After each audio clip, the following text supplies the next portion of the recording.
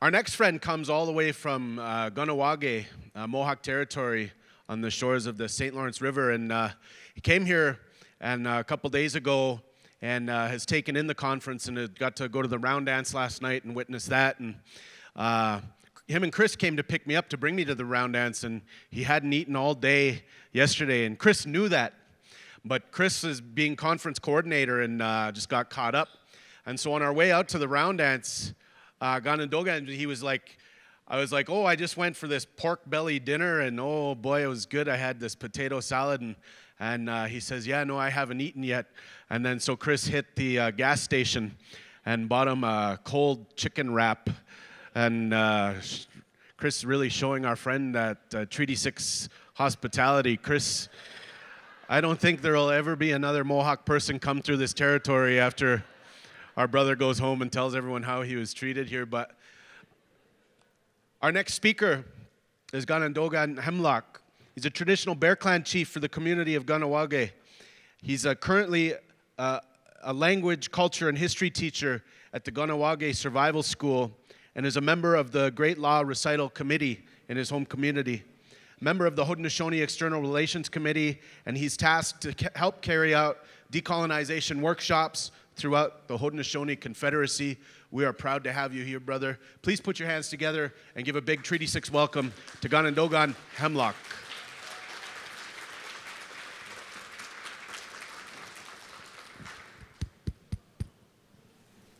Is this on? Danagadi ona wat ko nuarado go in is a waju gantu as a wajat the rodu. Net gayeri tine dak nuarado. Nene yuri hoana go in a hodane wangwa tunda ne negino wa nisarade. A go in a hodane wa wanina gatne. Nedini hadi o nene wa hundadi. Net gayeri tine ona ne nioni. Nedini ngwaju nene yungwanu suni. Ne dai do the nuarado go in hadi gantu to didru. Neji hundade. Tkayeri gadi wahinioni. Nene dogaske. Neji no hodane jada de gat ne waharu. Dine I gana dogi ujats danu waxkarewage ni wagi daroda. Danu ne gahnawage ni dawageno. Danu ganya gehaga ne ni jat doda ne nioni. So I just wanted to send greetings from the Six Nations Confederacy to all of the people out here, and that it's been some really good words that we've been hearing all throughout the day and these past 2 days as well.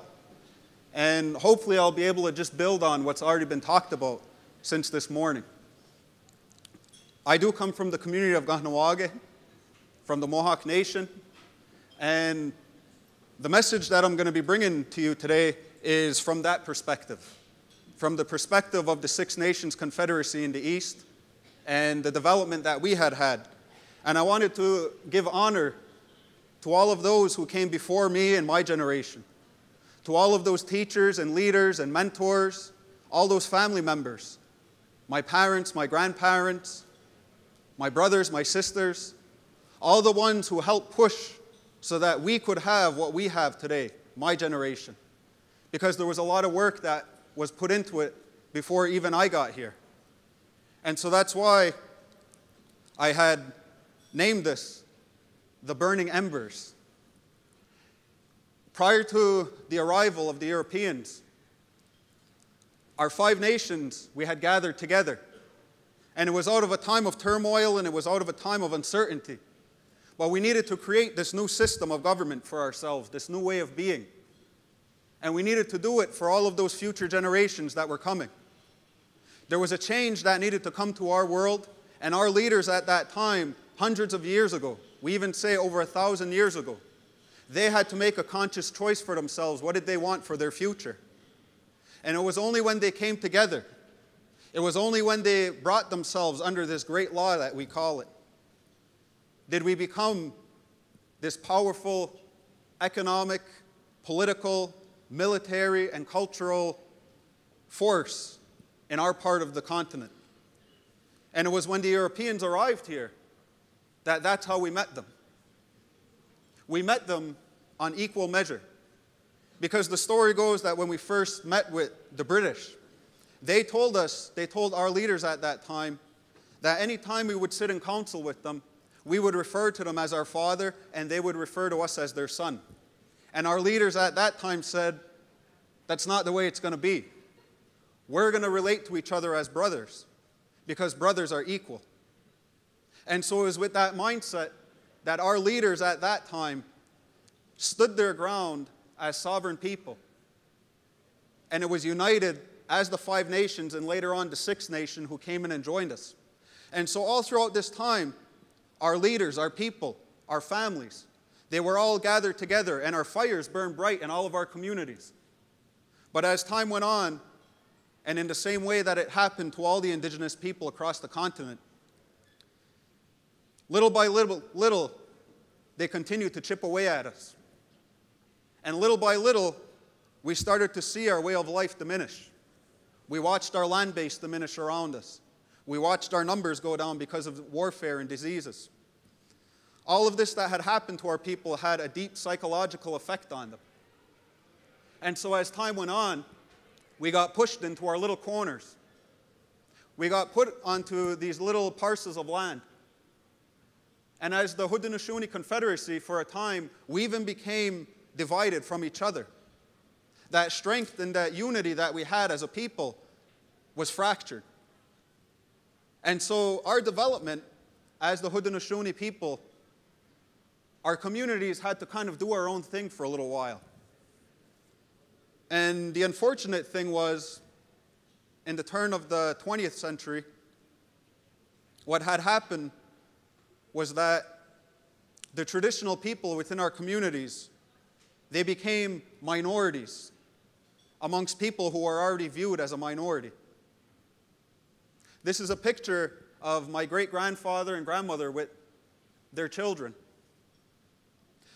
They were one of few traditional families within our community way back in the 1920s.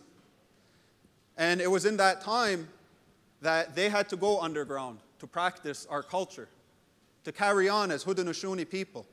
This is what they had experienced. And it wasn't the same for all of our Haudenosaunee communities, because for some, they still maintained their culture out in front of the community. But the stories that I hear from some of our brother communities within our nations is that they said it was in such a time that the numbers were so low within our longhouses that they thought, they were convinced that our way of life was going to disappear in their generation. They were convinced that it wasn't going to survive into the future. And this included my great-grandparents. They did everything that they could to instill into their children what it meant to be Ganyatgahaga. But they had to be careful now. They had to hide it. And others in other nations, they felt the only place that they could turn was to the anthropologists and the historians who wanted to catalog who we were, because there was this vision of the disappearing Indian. So at that time, that's what they felt was the best way that they were going to survive. Years had gone by. The 1920s, 30s, 40s, and into the 50s. And still, our numbers were diminishing in terms of who we were as Haudenosaunee. There were still pockets operating. Traditional people amongst their councils and amongst their nations were still doing what they could to keep this way of life alive. But still, they felt this was going to disappear in their lifetime. This was the era of the boarding school experience, the residential school experience that we all faced. They didn't have control of their own education. They didn't have control of what their future looked like. What they were taught was that to be traditional, was that to be Haudenosaunee, to be Ganyatgahaga, was wrong. And this is what was put into a whole generation. And so, for all of these people, for my family, and for so many others, it was this total time of uncertainty. And all amongst our people, there was different leaders trying to keep our fires burning. They were trying to keep our political fire going. Others did it through art. We've seen many of our women and our men using art to keep our way of life going, to keep our political and spiritual mindset alive. They did it through the arts. Many had used sports. It's an interesting thing that Canada likes to claim that lacrosse is their sport. that it's the national sport of Canada. And never did we ever hear them give us acknowledgement for creating that sport. The Haudenosaunee created lacrosse, and we used it as a means of survival.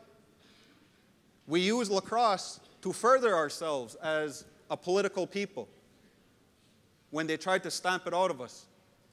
They even tried to take it from us, and they even tried to colonize our sport, and they even tried to use it to colonize us.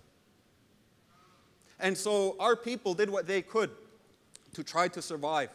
It was in this time of uncertainty and keeping our fires going. The picture to the far left is one of our traditional leaders. His name was Deskahe. You won't find his name in any textbooks, in any of the history books, both in Ontario and in Quebec, or in New York State. But for our people, the Haudenosaunee, he's a source of inspiration for us. Because in the 1920s, when Canada introduced the band system into our communities, the community of Six Nations where he resided, they didn't want it. They said, we have our own system of government that has been with us since time immemorial. We have our chiefs, our clan mothers, which is built on our great law, and that's the way we've governed ourselves, and that's the way we'll continue to govern ourselves. And so Canada's response to that was to send the RCMP into that community and overthrow the chiefs and clan mothers. And it was at that time that they stole the wampum belts, and they told them, from here on in, you're going to have an elected government who's going to govern over this community. And so it was in that time that the Traditional Council sent Deskahe to Geneva, because they wanted him to bring our voice to the world, to let them know what was happening to Indigenous people. When he arrived in Geneva to talk to the League of Nations, unfortunately, he was kept out. He wasn't able to deliver his message to that forum. But there was people within Switzerland that wanted to hear what he had to say. And so they opened up halls for him, and they wanted him to present. So in that time, Deskahe brought our voice to the international community in the 1920s. It was also in this time that both the United States and Canada had passed their declarations that we would now become Canadian and American citizens. They didn't ask us, but they told us that's who we would be from then on in. And both times that both governments had told our people that, our traditional councils sat down, they considered the matter, and their official response as the Haudenosaunee Confederacy to both governments was that, thank you, but no thank you.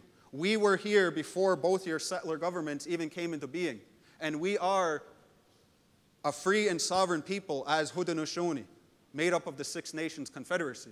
We are not Canadians, nor are we Americans. And we're going to continue that relationship with you into the future. This is what Deskahe brought to Geneva, to deliver this message that was falling on deaf ears. Now,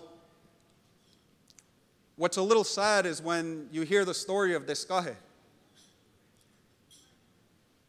He wasn't ever allowed to return home. Canada had barred him from returning home in fear that they would arrest him. So he ended up moving to Buffalo, New York, and that's where he passed away. And upon passing away, his family went to go and see him for the funeral, and they were blocked from going to see him even at his funeral. And so this is something that we still hold and we still remember, that this is how one of our leaders was treated. And for Deskahe, he thought in his mind that his mission had failed. He thought that all that time he spent out there and that it had fallen on deaf ears, that he wasn't able to get this message forward, that the sacrifice that he made was kind of for nothing. But he tried to keep that fire burning inside of him as best as he could, as did so many of our leaders, as did so many of our people at that time. But then something happened. In the 1960s and 70s, into the 80s, into the 90s, this spark, this ember that was still burning, it caught. We're trying to still figure out what helped it catch. We're still trying to look to say, what happened? Because for so long, so many had felt that this was going to disappear, and then it seemed like all of a sudden there was a spark that caught in our world. And so amongst the Haudenosaunee, we began to see the traditional people coming out of the shadows. We began to see the traditional people coming back to the forefront with all of our political ideals and our language and our culture, and saying this is what we need for the survival of our future, of our people. This is what the future generations need to be Haudenosaunee in the 20th century into this 21st century. And so they started to push back. They started to take action. They started to do things that was challenging the status quo. In the early 1970s, a group of Mohawks, many were my family and many came from our communities, they went and they reclaimed land down in New York State because they said, that's our original territory. We never gave that up, so we're going to take it back. And we're going to start a community. And they did. And that community still remains today. They challenged what they were told would be impossible to do, and they achieved it. Not long later, they started their own high school. And they were told at that time, it's impossible. You're never going to be able to do it. You can't educate yourselves. We need to do it for you. But they challenged that idea, and they founded the Indian Way School, the Kahnawake Survival School, language immersion programs, which continue until this day. And this was catching all throughout the Confederacy, all throughout our territories. In 1977, we had the first delegation of Indigenous peoples that went to the United Nations. And they went there as Indigenous people to bring our voices to the forefront, to bring it to the world now to say we're still here. That in all of the efforts that had been attempted by the Canadian and the American governments, it didn't work. The billions of dollars and thousands of hours of manpower that were put in to erase who we were didn't work. And that's what that black and white picture is. Some of our delegates and our chiefs and our representatives who were at the United Nations at that time. And this was the second time in our history, but the first time in our modern history, that our people, the Haudenosaunee, traveled on our own passport. Because it was in this time that the Grand Council told our delegates, when you travel to the United Nations, you're going to do so as Haudenosaunee. You're not going to do so as Canadians or Americans. Don't give them a way out, because we're bringing our voice now to the forefront. We're letting them know that we're still here and we've never given up our right as Haudenosaunee. And so they gave them passports to travel on. One of the interesting stories that I just loved from this time was that when they arrived at the immigration to enter into Geneva, they were stopped. And the officer at the podium was looking at their passports, and he says, I don't know what to do with this. I've never seen this before in my life. You're going to have to wait here. This is way above my pay grade.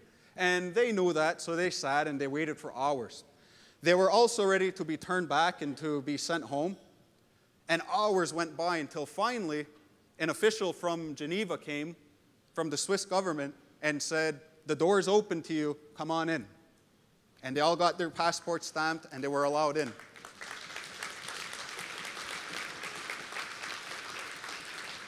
But that's not even the best part. They were later invited that week to go and have dinner with the mayor of Geneva. And the mayor of Geneva, he had them all sitting there and they ate. He didn't bring them to a gas station. He had a nice dinner for them. And he had this dinner for them. And what the mayor of Geneva told our delegates at that time was, he said, I want to welcome your people back to Geneva. And our delegates at that time kind of looked at each other and said, welcome us back, what do you mean? And the mayor told him, I was a child. I was only about 12 years old. And I remember when your chief visited us back in the 1920s. And I went to go and I went listen to him. And I was so interested in hearing his story that I wanted to ask him questions. So I went up to the stage after he was done speaking, and he had all of these important people around him who were all asking him different questions. And I tugged on his pant leg, and some of the adults tried to shoo me away. But your chief turned to me and says, no, he has a question. And he gave me his undivided attention. And he even took a knee to be on my level. And he spoke to me as a human being. I remembered how I was treated by your chief in 1920. And I wanted to return that to your people today in 1970. And so it's for that reason that Geneva will always be open to the Haudenosaunee to enter as Haudenosaunee.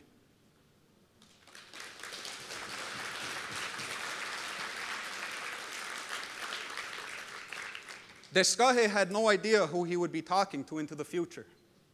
He just seen this child, this boy, and in our way, everybody has an equal voice, and he wanted to hear his.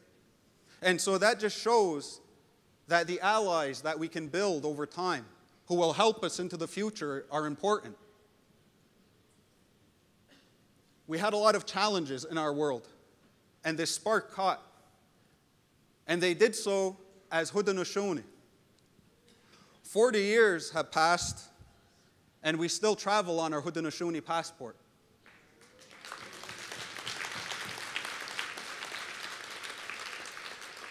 It's in no way an easy task, and for those of us who travel on it, we know going in that it's going to be a challenge. We're going to be challenged by colonial governments. We're going to be challenged by people who don't know our history. For myself, I was challenged along with my uncle and cousin when we were trying to return back from a conference in Bolivia some years ago. And Canada wouldn't let us come home on our passport. They wanted us to sign a declaration of Canadian citizenship. And we ended up, it was supposed to be a 10-day trip, which turned into a 19-day ordeal. We spent 10 days in Bolivia, and we got stuck in El Salvador for 19 days. And Canada wouldn't let us back in until we signed that paper. And it was only until we had to do some movement that we returned through the United States. This is the challenge that still continues today.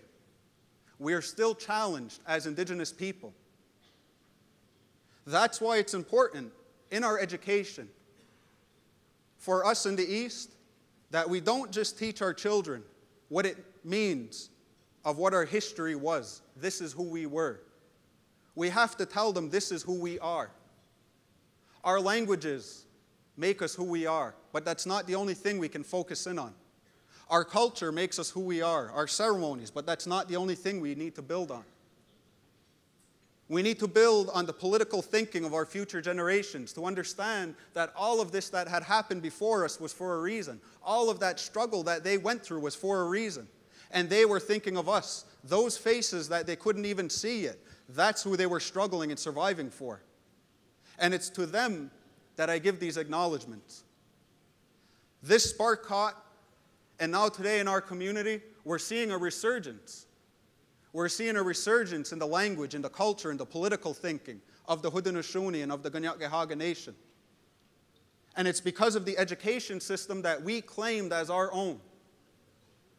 It was in the 1970s that our parents and our grandparents fought to have control of our education system.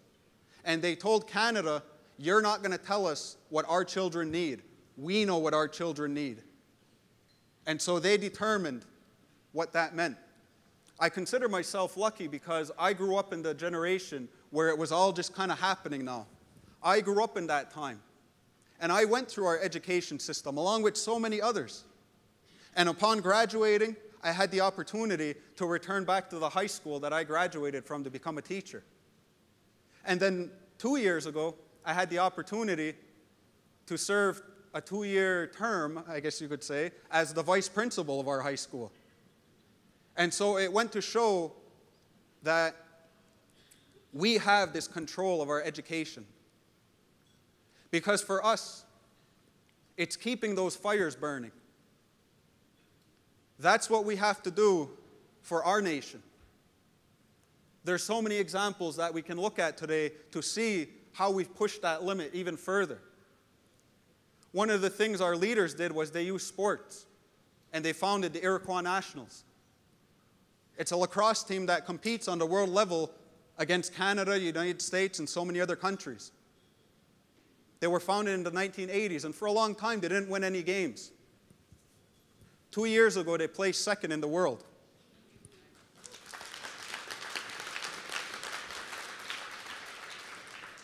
It's a sport, it's a game, but it means more than that to us. We were able to regain a lot of those wampum belts that were stolen from us. We gathered them all back together. Wampum belts that were hundreds of years old, that told the story of our great law. And today we're retelling that story to a new generation. Because in our story, we were told that this time of struggle would come. They were told this way back in the founding of our Confederacy. They were told that the day will come when your way of life will fall on the arms of a few. And the few who are holding it up are going to be struggling for so long that it's going to become so heavy that they may want to just let it go. And they said that if that happens, if that generation decides to let the tree, which represented our government, our way of life, everything about who we were, if they allowed that tree to fall, they said it would be too heavy to pick it back up. And so no matter how heavy it got, they needed to stand strong with each other, the few who would still remain. And they said, if you do, after holding on to it for so long, there's going to come a new generation behind you who are going to stand underneath that tree, and they're going to help you pick it back up, and they're going to put it back to its rightful place in this world. Now, this was told to them hundreds of years ago. They couldn't foresee what we went through or what we were going through. But they knew at that time that we would be challenged. And so they were also told, you have to keep these fires burning. Because for you chiefs and clan mothers who've been put in place, think not of yourselves, but of the 7 generations that are yet to come into this world. Because every decision that you make, every action that you take, for good or for bad, will ripple out and it will affect them. To all those faces that aren't even here yet, whose faces are still underneath the ground. This is what we were told, and this is what maintained our people throughout all this time. And so this regaining of our education, it went deeper. And so what we need to do now, today, our generation, we're tasked with the challenge to say, what's the next door that needs to be kicked down? What's the next wall that needs to be broken? What's the next hurdle that we need to jump over? We can never convince ourselves that this is the best that it's going to be. We have a challenge now to say, those who came before us did everything that they could to maintain what we had today, to make it better than they had. And so now it's our job to make it better for the next generations that aren't here yet. To make it better for the ones whose faces we don't even see yet. That's why we're doing what we do today. As teachers, as educators, that's your job. And it doesn't happen from 8 till 4. It happens every day. It happens throughout their lives too. After school, into the weekends. And so we need to build this capacity. And so I just wanted to share that message with all of you from the Haudenosaunee people. We've shared a common history. We've shared a common understanding. But we're also very different. Your nations, your people, you'll decide for yourselves what it is that you want. But we're there as your allies. We're there to help. Because at the founding of our Confederacy, we knew that doing this together is what's going to sustain us into the future. And so as Indigenous peoples, continue to do that work for your people. Continue to sow the seeds, as it was said in our last speaker's talk, into their minds, into their hearts, because we don't know what those seeds will grow into for the future. These are the fires that we have to keep burning. These are the things that we have to keep feeding in our future. So ne da waga da hunzoni, ne to, ne agasu, ne tino hoda da waga da hunzoni ne agirdo. I always ne I tihrizardo ne tiniz a wajoganto was a wajat da rodo. Danu skana wado is one of the newsige. Danu ne I is what satste. Ne tiniz a what nigun roda. Danu jinu ne desidro. So I just said that I hope that with some of the words that I was able to share will be of an encouragement to you, and that it'll be empowering to you, and that you leave with a peace of mind, and that you'll be able to return home to your families with this empowerment and with this peace, so that you'll be able to give it back to your families and to your nations. And it's with that hopefully the next time our paths cross, we will be even stronger, and our future will look even brighter than it does even still today. Now,